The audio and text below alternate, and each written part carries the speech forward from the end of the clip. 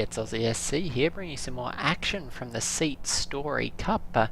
Bringing you a continuation of our series. In the top left hand corner is our blue Zerg player. It's going to be LiquidTLO, fresh off his victory in game number 2, versus our red Terror. In the top right hand corner of Frost, it's going to be LiquidBunny. So it is a team kill game here as Bunny takes on TLO. Both players have already secured 1 victory each, so first player to take another 2 games will in fact win the series. And your guess is as good as mine, because Bunny is showing us just some great play thus far in the tournament, though TLO is certainly showing us that he does know how to mix things up and exploit. We'll see if Bunny continues to go with the same style of opening he has in previous games.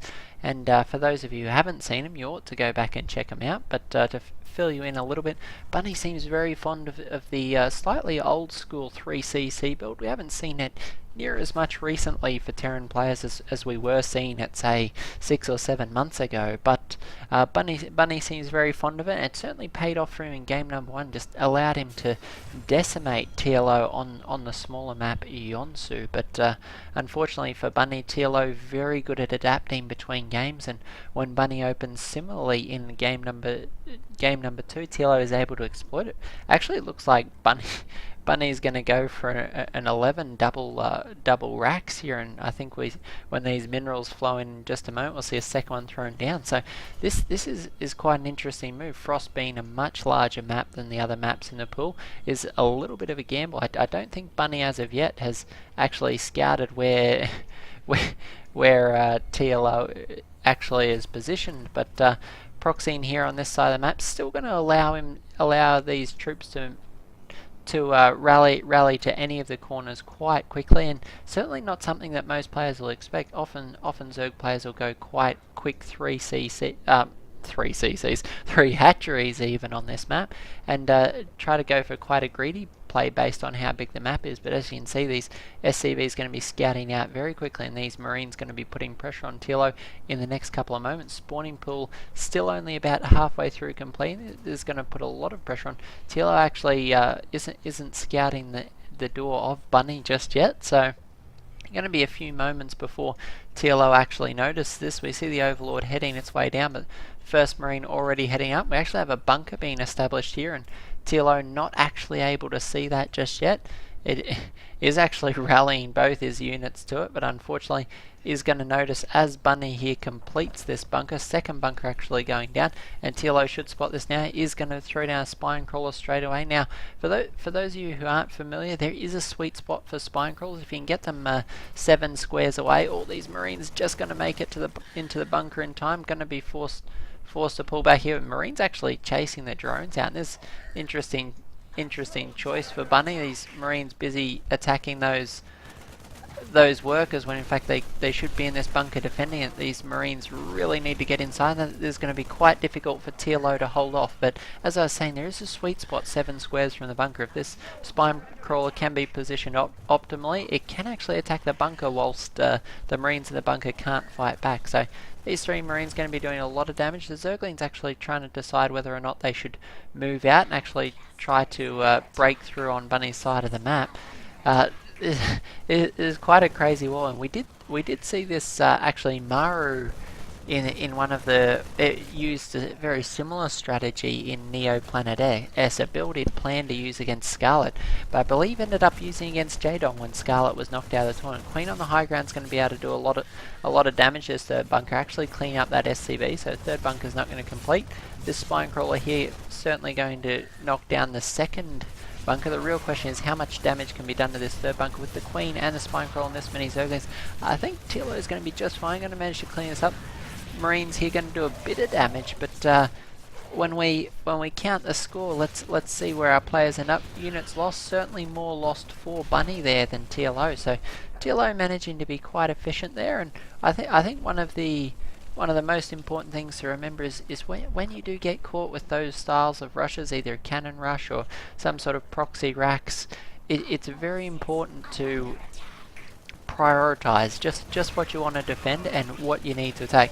As you can see, Bunny making the most of this little space behind the barracks. Marine fighting for his life, but unfortunately I think 3 Zerglings are going to have his number. Oh, actually managing to survive there for just a bit longer.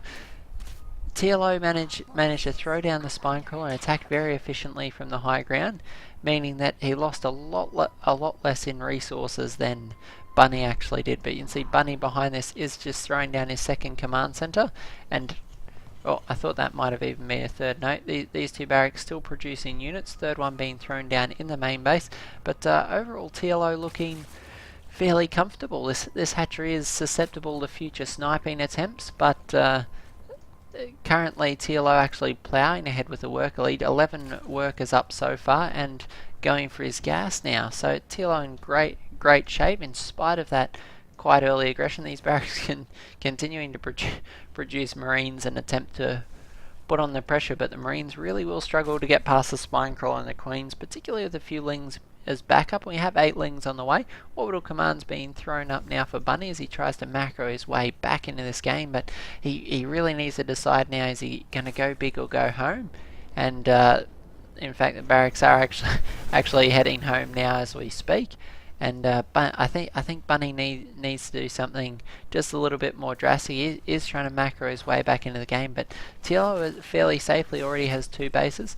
Soon as speed finishes up in just a moment, he'll be, well, actually speed hasn't started just yet, but I imagine with the gas count rising we'll see it start, and there it goes. TLO is quite easily going to get map dominance and be able to expand once again. So Bunny, I think, needs to try and put out some sort of units that can do a harass. His factory just finishing up now, so we'll see some Hellions. I think this is the right move for Bunny. Get a few Hellions out on the map, try and harass these Zerglings, trying to wall off with the barracks, but unfortunately these Lings are going to make it inside and be forced back by the Hellions, but certainly almost able to threaten. Unfortunately, if they had speed, they would have been able to do some damage to these workers, but that early harass did throw TLO slightly off his game. It's rare that you'll see a Zerg player without speed at the 10-minute mark, and it's generally indicative of this sort of early game shenanigans. TLO going to be thrown down his Spire as well, along with his third base, which is about halfway completed, so going to want to get those 2 gas geysers going at the third base before Mutalisk production can really kick in. We have Bunny continuing to produce Hellions. I think there's a great choice for him. He really needs to prevent TLO from getting this third base going. We have Creep Highway going from the Overlords. Nice work from TLO. Going to allow his units to move nice and quickly to counter any drops that are made on the high ground here. And these Hellions continuing to try and harass, but unfortunately the front door is quite safe. Actually, the Zergling's going to get a free surround on those Hellions. 1 and 2 will go down. The third one actually likely to go down before it can get back to its base. So unfortunately for Bunny, just giving up the map control there, and TLO showing what he's got. These backup Hellions may actually save the damaged Hellion. Is quite low on health. If it stops, it will get cleaned up, and there it goes. 3 Hellions though should be able to clean off these Lings unless they continue to get the surrounds. TLO great micro on those Zerglings, and we're left trying to work out just what Bunny can do to get back into this game. He has elected to grab reactors on both those barracks. It's a standard sort of choice versus Zerg. Tend to be a lot more Marine heavy, a Marauder or 2 to tank some Baneling hits, but tend to favour the Marines and Hellions. It's going to allow him to deal with things like early Banelings and Zerglings, and I think we're going to see Bunny actually gear up for some sort of very Marine Hellion heavy sort of push in the next couple of moments, because if he doesn't start to put some pressure on TLO is going to run away with this game. Has already got the Spire on the field. First Muters already on their way out. We can see 5 already on the field, another one in production, and there's going to start to be another 6 or 8 Muters being produced every minute, so it's quickly going to get out of hand. A lot of Zerglings actually going down to that volley of Hellion fire, so nice positioning from Bunny there on that one. This spine crawl is going to go down so quickly along with the Queen. This third base in dire straits here as these Zerglings and Banelings trying to get a connection on these Marines, but the Marines is positioned so well. A nice Baneling hit there in the front, but unfortunately Marines still enough to clear us out. No reinforcements actually making their way across the field. Bad rally point there, unfortunately. Is probably going to allow this attack to get cleaned up. Nice focus fire from the Marines is going to allow Bunny to do a bit more damage, but unfortunately with 34 Zerglings on the way, he's going to be forced to fall back and await some reinforcements. So Bunny able to substantially delay the mining there at the third base. The gas still hasn't got any drones back in it. Second gas guys are needing to be thrown down again. Spinecrawler has been repositioned to that third base. We actually see TLO with 2 hatcheries on half health, and if Bunny was to favour some drop play here, could probably snipe one or both these hatcheries with some careful play. Overlord's trying to drop creep at the potential thirds of Bunny, but getting cleaned up and pushed back by Bunny. Big engagement here in the middle of the map. A lot of Zerglings, but not a lot of Banelings as of yet, so need to be very careful on how TLO engages this. He is off creep, so it's going to be that little bit harder to try and catch and trap those Marines. Few Banelings, but perhaps a few more would make it a more sure engagement. These Hellions very good with the splash damage, so there's an interesting position both our players find themselves in. 1-1 upgrades have been completed for Bunny. Is actually going for his +2 weapons upgrade now, but it's interesting to time. Big attack from TLO as he tries to move into this third base, but there are enough units here from Bunny to force it back. A few Mutalisks going to be weaving their way around the map, and the mobility of this Zerg army is its biggest ally, but unfortunately the DPS of these Marines is just going to do so much damage. Actually, these Zerglings and Mutalisks making their way right into the natural base is horrific for Bunny here as his army finds itself way out of position. Zerglings not going to be able to make it out of here.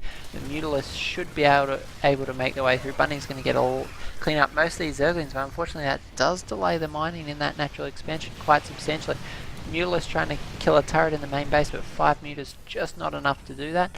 TLO continuing to produce a lot of Zerglings and Banelings. Third base taking a little bit more damage. If we check out the worker killed count, it is only 8-4, so not as substantial harassment as we've seen in previous games, in spite of just how aggressive both these players are being. We're finding a lot of unit-on-unit conflict, not a lot of harass in this game actually managing to make its way into the mineral line to have its effect felt, but these two armies just going at it like two titans. So but both players macroing quite well here. We can see steady stream of reinforcements from either player. Bunny's force starting to look just a little terrifying as it moves out here. Has some Widow Mine support, so Zerglings and Banelings need to really watch out. But it's all going to come down to positioning here as Bunny tries to engage on this third base. Could make or break it here. Widow Mine's trying to get into position, and Marines starting to look like a nice spread here, so Banelings really going to struggle to clean this out. We have TLO here, very clever work here, trying to prematurely detonate these Widow Mines. Unfortunately, he hasn't detonated the second and third ones, though the Zerglings actually managing to clean a lot of those up. Splash damage from the Widow Mine actually going to clear up a lot of the Marines there. It was a nice wraparound from TLO, managing to do a lot of damage to the backside of these forces. Unfortunately for TLO, does need to reproduce some of these units. 122 supply to 131. TLO actually supply blocked at this crucial junction. Now you're forced to produce 5 Overlords to try and get out of this supply block, and Bunny just going to plow his way through this hatchery. So TLO is stuck on 3 bases, same 3 bases that Bunny has, which never a good position for a Zerg to be in. You want to be up a base. And interestingly enough, an Overlord just dropping creep there randomly in the corner. I thought TLO might have been trying to hide some tech, but no, I don't think he's going to get there. This hatchery going to go down super quick. Big Baneling hits though, going to clean up so much of these forces. Can they evac in the medevacs? One medevac goes down. Second one here could get caught, and it does. Turbo boosters do get taken out. All the full medevacs do get cleaned up. That's horrific news for Bunny here, as TLO is going to kill all of these medevacs, and we see that Bunny left with just this small group of Marines and the units that are currently in construction. So TLO potentially able to go for a big bus on this third base, and Baneling heaven as TLO morphs in 24 Banelings. I think TLO smells blood and he is coming for this third base. Bunny's still not very saturated here. Zerglings and Mutalisks picking off these reinforcements, which is a massive pickup. These Marauders going to be so needed in just a moment to tank these Baneling hits, but these Zerglings and Mutalisks just making their presence felt here. TLO continuing to be irritating with this creep, but a big group of Banelings does get in behind. These units are going to get pinned down. There's even creep here for the Banelings to engage, and they manage to clean up all those forces. Bunny drops to 95 supplies. TLO just comes for the front door of Bunny's base. Marines trying to get in position. I think even the workers will need to be pulled off the line. Here's so many banelings, and Bunny GG's as TLO comes battering through his front door. So nice engagements there from TLO, particularly those last two. The first engagement in front of the third base where TLO was able to engage it on just such a massive concave.